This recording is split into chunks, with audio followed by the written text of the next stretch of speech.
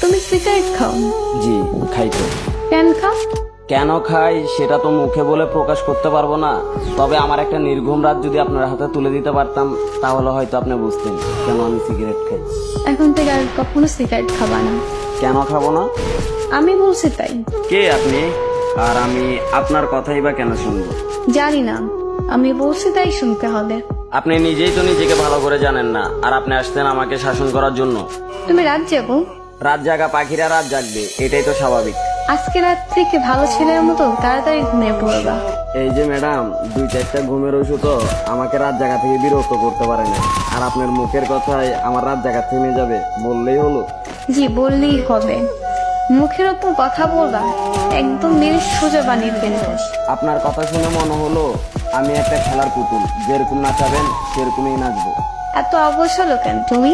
নিজেকে অগোছালো করে রাখতে ভালো লাগে তাই। নিজেকে গুছিয়ে রাখতে পারো না?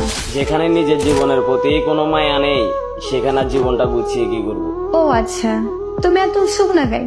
খাওয়া দাওয়া ঠিক মতো করো না? পরিবারের জন্য মাথা ভর্তি টেনশন, প্রিয় মানুষের দেওয়া আঘাত। সকালের খানাটা ঘুমে ঘুমিয়ে চলে যায়, দুপুরের খানাটা বিকাল 5টায়, রাতের খানাটা রাত 3টায়। তাহলে চিন্তা করেন শরীরটা কতটা ভালো থাকবে। এত এলোমেলো হয়েছে কিভাবে? খেলার বয়সে পরিবারের দায়িত্বটা কাঁধে, আর আপনার মতো একটা মেয়ের জন্য নিজের জীবনটা উৎসর্গ করে।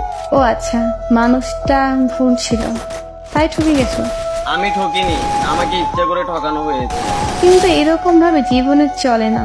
কাল থেকে সকাল তাড়াতাড়ি উঠতে হয়, খাবার পরে দুপুরে নামাজ পড়া, বাসায় এসে গোসল করবা, দুপুরের খাবার খাবা, আর রাতের খাবার 10টার ভিতর খেয়ে নিবা।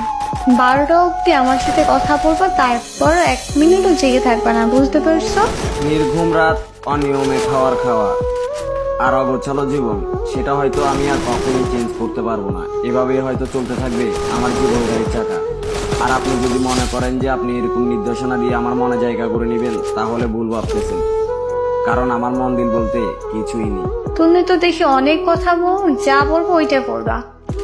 করবা মানে করবাই, না বললে মায়ের তো খাও নাই আমার হাতে, একদম সোজা করে ফেলবো। কাল থেকে আমার রুটিন শুরু তোমার লাইফে, মনে থাকো যেন। রুটিন শুরু করতে গিয়ে ব্লক লিস্টে পড়ে যান কিনা সেটা তো সঠিকভাবে বলতে পারতেছি না, কিন্তু ব্লক লিস্টে পড়ে গেলে সেটার জন্য আমি দায়ী নই। কিন্তু কোনো কিন্তু না, এখন বাইরে যা বলছে মনে থাকো যেন।